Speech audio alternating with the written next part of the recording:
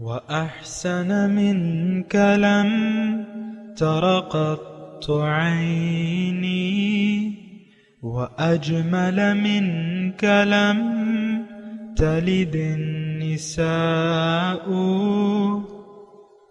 خلقت مبرأ من كل عيب خلقت مبرأ من كل عيب كأنك قد خلقت كما تشاء كتاب أنزلناه إليك مبارك ليدبروا آياته وليتذكر أولو الألباب. یہ کتاب برکت والی ہے جسے ہم نے آپ کی طرف نازل فرمایا ہے تاکہ دانش مند لوگ اس کی آیتوں میں غور و فکر کریں اور نصیحت حاصل کریں. اللہم صلی علی سیدنا محمد وعلی آل سیدنا محمد بعدد کل ذرۃ مئۃ الف الف مرۃ. سامعین و ناظرین کرام، السلام علیکم ورحمۃ اللہ وبرکاتہ. سامعین کرام، سورہ فتح آیت نمبر 27. آج کا موضوع کیا ہمیں اپنی زندگی کا مقصد معلوم ہے؟ اس کے ساتھ سامعین کرام آج کے سبق کا آغاز کرتے ہیں. سب سے پہلے گزشتہ سبق کا اعادہ ہوگا. اذ جعل الذين كفروا في قلوبهم الحمية حمية الجاهلية فأنزل الله سكينته على رسوله وعلى المؤمنين وألزمهم كلمة التقوى وكانوا أحق بها وأهلها وكان الله بكل شيء عليما. جب کافر لوگوں نے اپنے دلوں میں متکبرانہ ہٹ دھرمی رکھ لی جو کہ جاہلیت کی ضد اور غیرت تھی، تو اللہ نے اپنے رسول صلی اللہ علیہ وآلہ وسلم اور مومنوں پر اپنی خاص تسکین نازل فرمائی اور انہیں کلمہ تقوی پر مستحکم فرما دیا، اور وہ اسی کے زیادہ مستحق تھے اور اس کے اہل بھی تھے، اور اللہ ہر چیز کو خوب جاننے والا ہے. سامعین کرام، سورہ فتح آیت نمبر 27. لفظی ترجمہ: لقد صدق اللہ رسولہ الرؤیا بالحق. بے شک اللہ نے اپنے رسول کا خواب سچا کر دکھایا. لَتَدْخُلُنَّ الْمَسْجِدَ الْحَرَامَ، تم ضرور داخل ہوگے مسجد حرام میں انشاءاللہ، اگر اللہ نے چاہا. آمینین، امن و امان کے ساتھ. محلقین رؤوسکم، اپنے سر منڈواتے ہوئے. ومقصرین، بال کتراتے ہوئے بھی. لا تخافون، بے خوف و خطر. فعلم ما لم تعلم، تو اس نے وہ جانتا ہے جو تم نہیں جانتے. فجعل من دون ذلك فتحا قریبا، پھر اس نے اس سے پہلے ہی ایک فتح بہت جلدی کر دی. سامعین کرام، صلح حدیبیہ اور سورہ فتح اسی کے تناظر میں ہے. سامعین کرام، اور یہ جب حضور صلی اللہ علیہ وسلم جا رہے تھے واپس حدیبیہ سے معاہدے کے پاس واپسی کے سفر میں یہ صورت نازل ہوئی تھی. اور اس صورت میں بہت سے اسباق ہیں جس کا ہم تذکرہ کر بھی رہے ہیں. آج کی جو آیت ہے آپ نے اس کا ترجمہ پڑھا کہ اللہ تعالیٰ نے اپنے رسول کا خواب سچا کر دکھایا. تو تم ضرور مسجد حرام میں داخل ہوگے انشاءاللہ، اگر اللہ نے چاہا. لیکن یہاں ہم بندے ہیں اللہ کے. ایک بات جو سب سے پہلے قابل غور ہے وہ یہ ہے کہ ہم بندے ہیں. بندے اگر انشاءاللہ کہیں تو وہ کہنا چاہیے اور اس کا حکم بھی ہے، لیکن اللہ تعالیٰ نے یہاں انشاءاللہ فرمایا تو اس کا کیا محل ہے، کیونکہ اللہ تعالیٰ تو ہر چیز پر قادر ہے۔ تو بہرحال یہاں ایک یہ سوال ہے اور اس کا ایک جواب بھی ہے، اور جواب یہ ہے کہ انشاءاللہ اگر اللہ چاہے مومنوں نے، کافروں نے مسلمانوں کے مسجد حرام میں داخلے پر پابندی عائد کی، نہیں داخل ہونے دیا۔ مومنوں نے چاہا کہ ہم داخل ہو جائیں، نہیں داخل ہو سکے۔ اب یہ دونوں چیزوں میں اللہ تعالیٰ کی جو ہے یعنی مرضی، یعنی کافروں نے جو چاہا وہ انہوں نے فی الوقت کر دیا، جو مومن چاہتے تھے وہ نہیں ہوا۔ تو اس میں مضمون یہ ہے انشاءاللہ میں کہ اے کافروں مشرکو، ابھی یہ وہ آئے گا آیت نمبر 28 میں یہ مضمون آئے گا کہ میں نے رسول کو اپنے بھجوایا ہے دین حق اور ہدایت کے ساتھ، تاکہ میں دیگر ادیان باطل پر اسے غالب کر دوں۔ وَلَوْ كَرِهَ الْكَافِرُونَ ہے ایک جگہ، اور دوسری جگہ وَلَوْ كَرِهَ الْمُشْرِكُونَ، اگرچہ مشرکان اس بات کو ناگوار جانتے ہیں، لیکن اللہ تعالیٰ کا ارادہ یہ ہے کہ اللہ تعالیٰ نے رسول کو بھجوایا ہی اس لیے ہے کہ وہ دین حق کو غالب کر دے دیگر ادیان باطل پر۔ سامعین کرام، دنیا میں اللہ تعالیٰ نے دنیا بنائی ہے اور اس میں کسی کے مغلوب ہونے یا غالب ہونے کا ایک طریقہ بھی بنا دیا ہے، اور دیکھیں وہ قوانین پر اگر ہم پورا اترتے ہیں تو ہمیں غلبہ اللہ تعالیٰ عطا فرمائے گا، یعنی مسلمانوں کی جماعت کو۔ اگر پورا نہیں اترتے تو پھر اللہ تعالیٰ ہمیں غلبہ عطا نہیں فرمائے گا، یہ بات ہے۔ اور دوسری بات یہ ہے کہ اللہ تعالیٰ فعال لما یرید ایک لفظ آتا ہے، ایک آیت ہے کہ اللہ تعالیٰ جو چاہے کرتا ہے، یعنی تمام کام اس کی مشیت کے مطابق انجام ہوتے ہیں، یعنی اللہ تعالیٰ جو چاہتا ہے وہ کرتا ہے، جو قانون ہے اس کا۔ یعنی ایک قانون یہ بھی ہے کہ اگر حق نہ ہو تو پھر باطل کا غلبہ ہوگا، حق آ جائے تو باطل مٹ جائے گا۔ جال حق و زحق الباطل ان الباطل کان زہوقا۔ آج اگر ضمنی طور پہ میں یہ عرض کرتا ہوں، آج اگر حق مغلوب ہے، باطل غالب ہے، باطل مٹنے کا نام نہیں لے رہا ہے، تو کیا مطلب ہے اس کا؟ اس کا مطلب یہ حق موجود نہیں ہے۔ حق موجود ہوتا تو باطل مٹ جاتا۔ اور یہ باتیں میں آپ سے کہتے ہوئے مطلب یہ ہے کہ ہم اور آپ ایسے ماحول میں رہ رہے ہیں کہ بالکل ایک شکست خوردہ ذہنیت ہے، اور کوئی جذبہ نہیں ہے، کوئی جہاد نہیں ہے، کوئی کوشش نہیں ہے اللہ کے دین کو غالب کرنے کے لیے۔ نہ اپنے اوپر ہم اللہ کا دین غالب کرنا چاہتے ہیں، نہ اپنے معاشرے کے اوپر دیکھنا چاہتے ہیں، اور نہ دنیا پر اللہ تعالیٰ کے حکم کا جھنڈا لہرانا چاہتے ہیں۔ یہ ہماری بدنصیبی تو میں نہیں کہوں گا، کیونکہ یہ تو اللہ تعالیٰ نے ہمیں اس لیے بھجوایا ہے، اپنے رسول کو اس لیے بھجوایا تاکہ دیگر ادیان باطل پر اس کو غالب کر دے، اگرچہ کافر جو ہے اس کے خلاف ہیں، ان کو ناگوار ہے یہ بات۔ بہرحال وہ میں بات کر رہا تھا انشاءاللہ کی میں بات کر رہا تھا، اگر اللہ تعالیٰ چاہے تو حق یعنی حق کو غلبہ نہیں عطا فرماتا، اور باطل کو اللہ تعالیٰ مغلوب کر دیتا ہے اور حق والوں کو غالب کر دیتا ہے، لیکن یہ اللہ تعالیٰ کی چاہت پر ہے، پھر حالات پہ ہے۔ اب صلح حدیبیہ کے موقع پہ اللہ تعالیٰ نے نہیں چاہا کہ مسلمان داخل ہوں، باوجود مسلمانوں کی خواہش کے۔ اللہ تعالیٰ چاہتا تھا ان میں پہلے ایک معاہدہ ہو۔ اللہ کی چاہت کیا تھی کہ پہلے ان میں ایک معاہدہ ہو، کافروں میں اور مسلمانوں کے درمیان ایک معاہدہ ہو، اس میں وہ شرائط لکھی جائیں جو اللہ تعالیٰ کو منظور تھیں۔ میرا خیال ہے کہ بعض سامعین کو یہ ذرا گران گزر رہا ہوگا، نہیں، بلکہ حقیقت یہی ہے اللہ تعالیٰ نے یہ شرائط جو تھیں یہ اللہ تعالیٰ کی منظوری سے ہوئی تھی، تبھی تو رسول نے اس پہ منظوری کا اظہار کیا تھا تبھی تو رسول راضی ہوئے تھے۔ اللہ راضی تھا تو تب رسول، اللہ ناراض ہوتا تو رسول تو راضی نہیں ہوتے۔ یہ تو ایک عام بات ہے سامعین کرام۔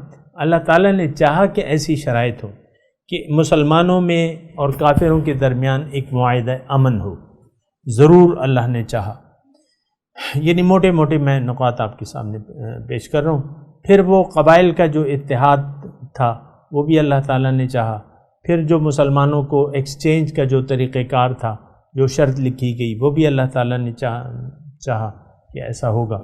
اور پھر جو دوسرے سال اللہ تعالیٰ نے چاہا کہ یہ مسلمان امن و امان کے ساتھ آئیں۔ اب دیکھیں، اگر ایک بات میں آپ کو عرض کر دوں کہ اگر اس وقت مسلمان داخل ہو جاتے مکے میں، اور یعنی تو ظاہر ہے کہ وہ تو کم تعداد میں تھے، کافر و مشرک کوئی منصوبہ بھی بنا سکتے تھے کہ بھئی یہ آ گئے ہیں، بس اس کو اب وہ کرو، گھیرو ایک ایک کو۔ جیسے کہ مدینے میں بعض اوقات سامعین کرام کچھ صحابہ کرام کو اللہ تعالیٰ کے رسول نے تبلیغ کے لیے بھجوایا، تو وہ بئر معونہ کا جو واقعہ ہے ان کو قتل کر دیا گیا، گھیر کے ایک معاہدہ ہوا، پھر ان کو معاہدے کی خلاف ورزی ہوئی، ایک ایک چن چن کے قتل کر دیا گیا۔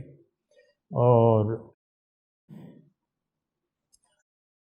تو مکے میں سامعین کرام خاص طور پہ اگر یہ جاتے تو امن و خوف و خطر کی حالت میں ہوتے اس وقت، یعنی جو پہلا اٹیمپٹ تھا ان کا، وہ معاہدہ تو تھا نہیں،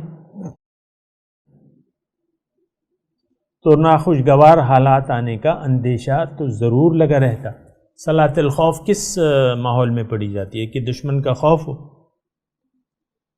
صلاۃ الخوف جو ہے، تو یہ مطلب خوف کی حالت میں جاتے، تو اللہ نے چاہا کہ نہیں، یہ خوف کی حالت میں نہ جائیں۔ ابھی جو ہم نے آیت پڑھی ہے نا کہ امن و امان سے جائیں، کوئی ان کو ڈر اور خطرہ نہ ہو، اور اپنی مرضی سے جائیں، مطلب 3 دن رہیں وہاں، یہ اللہ تعالیٰ کی مرضی تھے، اور پھر چلے جائیں۔ تو یہ سب اللہ تعالیٰ کی چاہت تھی سامنے کرام۔ اور یہ پلان کیا تھا، کس کا تھا؟ اللہ کا تھا۔ خواب کس نے دکھایا؟ اللہ نے دکھایا۔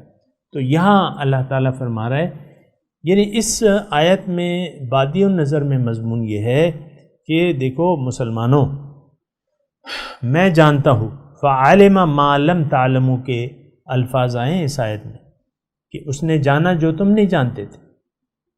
انسان تو اپنے خیر اور شر کو جانتا ہی نہیں ہے، یہ بات نوٹ کر لیں سامنے کا۔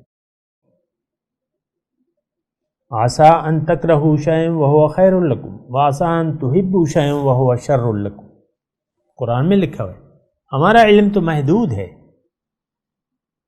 لیکن اللہ تعالیٰ تو سب کچھ جانتا ہے، ہمارے خیر و شر سے اللہ تعالیٰ واقف ہے۔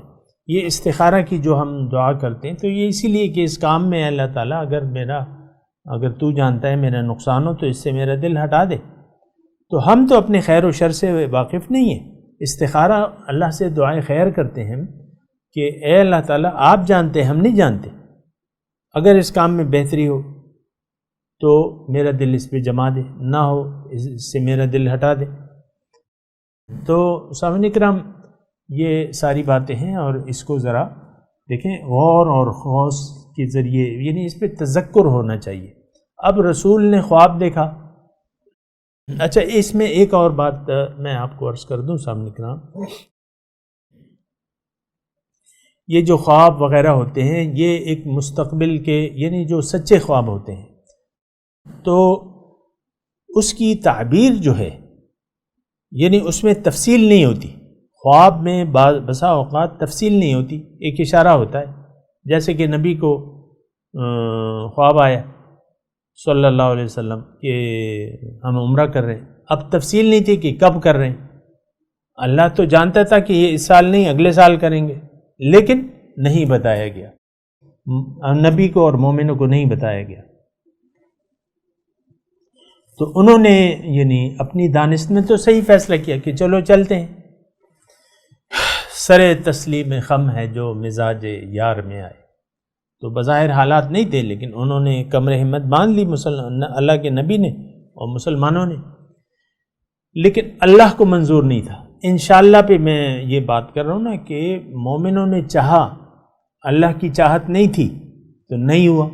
کافروں نے چاہا کہ مومنوں کو روک لیں، لیکن اگلے سال وہ روک نہ سکے، اگلے سال مسلمانوں نے عمرہ کر لیا نا، تو انہوں نے خوش دلی سے تھوڑی یہ اجازت دی تھی، وہ تو دشمن تھے مومنوں کے۔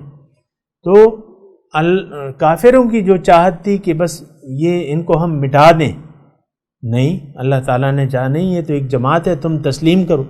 یہ معاہدہ دو فریقین کے مابین ہونا اس بات کی دلالت تھی سامعین کرام کہ مسلمانوں کو ابھی تک تو وہ کچھ مانتے ہی نہیں تھے، کسی حساب میں گردانتے ہی نہیں تھے۔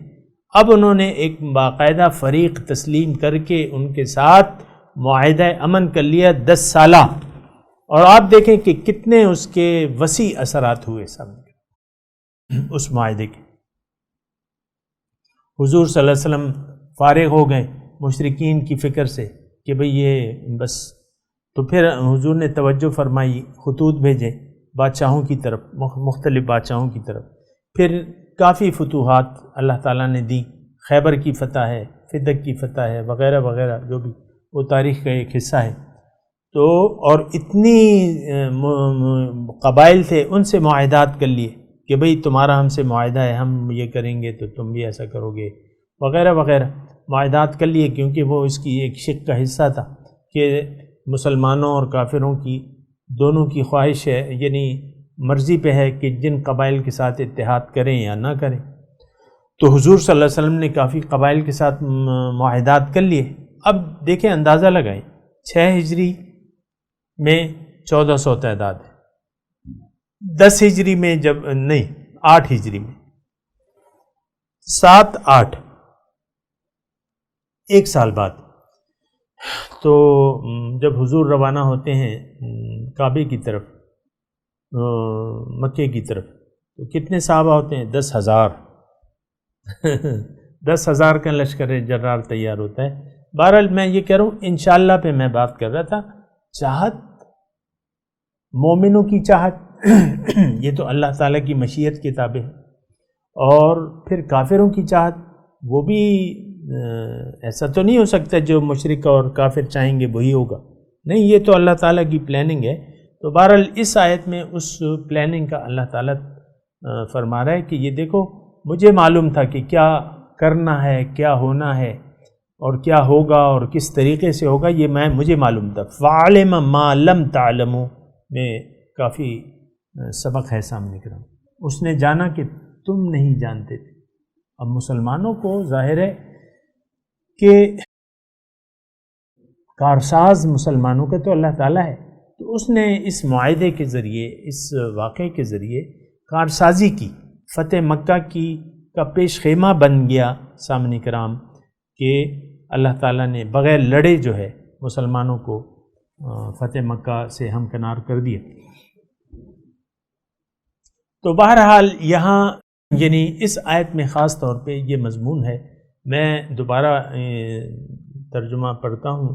لقد صدق اللہ رسولہ الرؤیا بالحق، یقیناً اللہ تعالیٰ نے اپنے رسول کا خواب سچا کر دکھایا۔ لتدخلن المسجد الحرام، اب اللہ تعالیٰ، اب یہ دیکھیں اللہ تعالیٰ پہلے سے فرما رہے ہیں، ظاہر ہے تو کہ تم ضرور داخل ہوگی مسجد حرام میں عمرے کے لیے انشاءاللہ، اللہ نے اگر چاہا۔ آمینین، امن و امان، محلقین رؤوسکم و مقصرین، اپنے سر کو منڈواؤ گے اور کتراؤ گے بھی، منڈوانا جو ہے وہ زیادہ بہتر ہے سامنے کرام۔ لا تخافون، تمہیں کوئی خوف نہیں ہوگا۔ فعلم ما لم تعلم، اب یہ ہوا کیوں؟ اس کو معلوم تھا جو تمہیں معلوم نہیں تھا۔ فجعل من دون ذلك فتحا قریبا، تو اللہ تعالیٰ نے تمہیں ایک فتح قریب فتح سے نواز دیا۔ آگے چلتے ہیں سامعین کرام۔ هو الذی ارسل رسولہ بالہدی ودین الحق، اللہ تعالیٰ وہ ذات ہے، اس نے اپنے رسول کو بھجوایا ہے ہدایت اور دین حق کے ذریعے، لیظہرہ علی الدین کلہ، تاکہ وہ غالب کر دے، یعنی تمام ادیان باطل پر، اس ہدایت اور دین حق کو غالب کر دے تمام ادیان باطل پر۔ باطل کے یہاں لفظ نہیں ہے، لیکن حقیقت میں دین تو ایک ہی ہے سامنے کرنا، ابھی میں اس کی تفصیل اللہ کی توفیق سے کرتا ہوں۔ وکفیٰ باللہ شہیدہ، اور اللہ تعالیٰ کی شہادت کافی ہے۔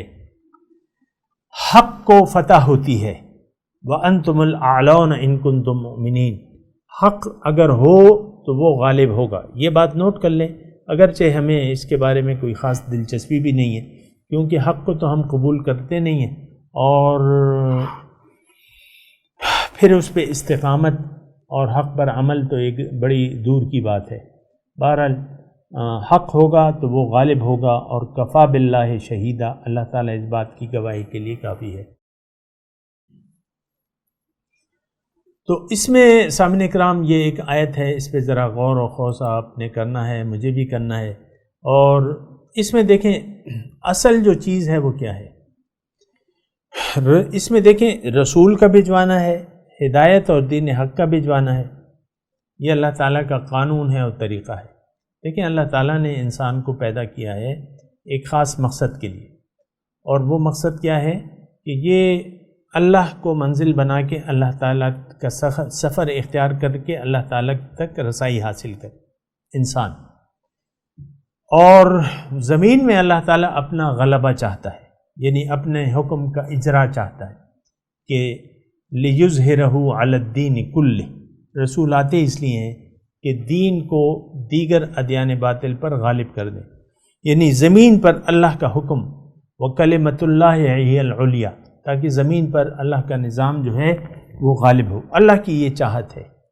اب باقی تو اس کے طریقہ کار ہیں، رسول کو اللہ تعالیٰ بھجواتا ہے، اس کے ساتھ مسلمانوں کی جماعت ہوتی ہے، اور پھر آپ دیکھیں تو خیر یہ تو ایک لمبی تاریخ ہے اور بات ہے، لیکن میں آپ کو یہاں پہ یہ عرض کر رہا ہوں کہ حضور صلی اللہ علیہ وسلم آئے ہیں، یعنی میں آپ کو یہ عرض کر رہا تھا اللہ تعالیٰ نے انسان کو پیدا کیا ایک مقصد کے لیے، اب اس مقصد کی تکمیل کے لیے اس کو ہدایت کی ضرورت ہے، اور جس کی ذمہ داری اللہ تعالیٰ نے خود اٹھائی بھی ہے۔ دیکھیں اللہ تعالیٰ انسان کی منزل ظاہر نہیں بلکہ باطن ہے، دنیا نہیں بلکہ اللہ ہے، آخرت ہے، آخرت کی کامیابی کے لیے۔ وَأَنْتُمْ خُلِقْتُمْ لِلْآخِرَةِ، تمہیں اللہ نے آخرت کی کامیابی کے لیے پیدا کیا ہے۔ تو ہدایت، یہاں آپ نے دیکھا نا ارسل رسولہ بالہدا، ہدایت، انسان کو ہدایت دینا سیدھے راستے کی، حق کی طرف، یہ اللہ تعالیٰ کی ذمہ داری ہے۔ انسان اپنے ہوش و خرد سے حق نہیں جان سکتا، مقصد حیات نہیں معلوم کر سکتا، اس تک اللہ تک پہنچنے کا طریقہ اس کو معلوم نہیں ہو سکتا اپنی عقل سے، یہ تو عقل خام ہے، اس کے تو ظاہر کی معلومات ہیں، باطن تو نہیں ہے، انسان کا مقصود تو باطن ہے۔ تو یہ پھر ذمہ داری اللہ تعالیٰ نے اٹھائی ہے کہ فَإِمَّا يَأْتِيَنَّكُم مِّنِّي هُدًى فَمَن تَبِعَ هُدَايَ فَلَا خَوْفٌ عَلَيْهِمْ وَلَا هُمْ يَحْزَنُونَ، تم جاؤ دنیا میں جاؤ اور میں تمہیں ہدایت دوں گا، اِمَّا يَأْتِيَنَّكُم مِّنِّي، میں تمہیں ہدایت دوں گا، فَمَن تَبِعَ هُدَايَ، جو ان ہدایات کی اتباع کرے گا، اس کے مطابق زندگی گزارے گا تو وہ کامیاب ہوگا۔ والذین کفروا وکذبوا بآیاتنا، جنہوں نے انکار کیا اور تکذیب کی میرے احکامات کی تو وہ آگ میں ہیں، وہ ناکام ہوں گے۔ تو دیکھیں ہدایت بنیادی طور پہ، دیکھیں ہمیں تو ان مضامین سے عام طور پہ میں تو یہ بات کر رہا ہوں، لیکن مجھے معلوم ہے کہ ہمیں قطعاً ان مضامین میں دلچسپی نہیں ہے، نہ قرآن میں دلچسپی ہے۔ آپ دیکھیں اس قرآن کو یوٹیوب پہ پڑھا ہے، اس کے فالوورز کتنے ہیں، اس کو دیکھنے والے کتنے ہیں، اور کوئی بھی آلو بھجیا کی ترکیب آپ لگا دیں فوراً اس کو پڑھنے والے آ جاتے ہیں کہ بھئی آلو کی بھجیا، ٹیسٹی آلو کی بھجیا کیسے بنتی ہے۔ یعنی یہ ہماری سوچ پہ جو ہے ایک سوال ہے کہ ہماری سوچ ساری مادہ پرستانہ ہے۔ پھر آپ کوئی جنسی موضوع پہ بات شروع کر دیں، اس کی تو یعنی منٹوں میں آپ ہزاروں کی تعداد میں آ جائے۔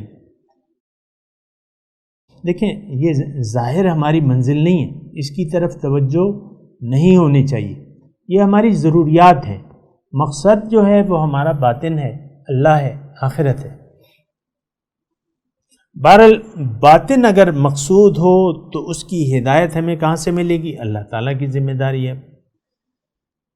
حق کا راستہ بتانا، حق کی ہدایت دینا۔ دیکھیں اس میں دو الفاظ استعمال ہوئے، ہدایت اور دین الحق۔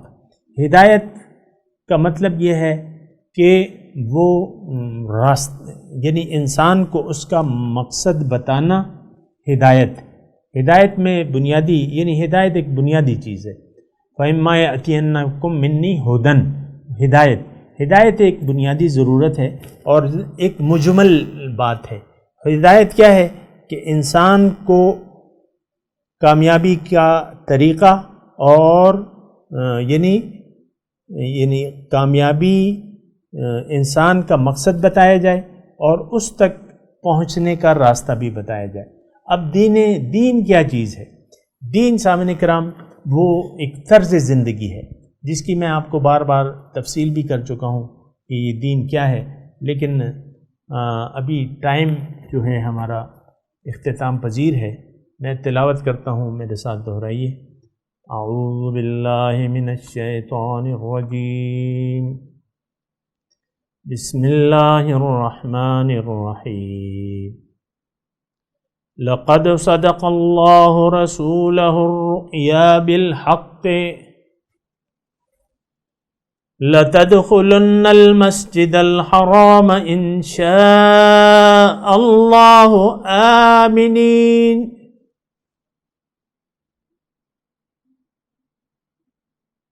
محلقین رؤوسکم ومقصرین لا تخافون فعلم ما لم تعلموا فجعل من دون ذلك فتحا قریبا۔ سامعین کرام، اب ان آیات کی تلاوت اور ترجمہ سنتے ہیں۔ لقد صدق الله رسوله الرؤيا بالحق لتدخلن المسجد الحرام إن شاء الله آمنين محلقين رؤوسكم ومقصرين لا تخافون فعلم ما لم تعلموا فجعل من دون ذلك فتحا قريبا۔ God has fulfilled his messenger's vision in truth. You will enter the sacred mosque, God willing, in security, heads shaven or hair cut short, not fearing. He knew what you did not know and has granted besides that an imminent victory. سامعین کرام، اس کے ساتھ ہی آج کے درس کا وقت اختتام کو پہنچا۔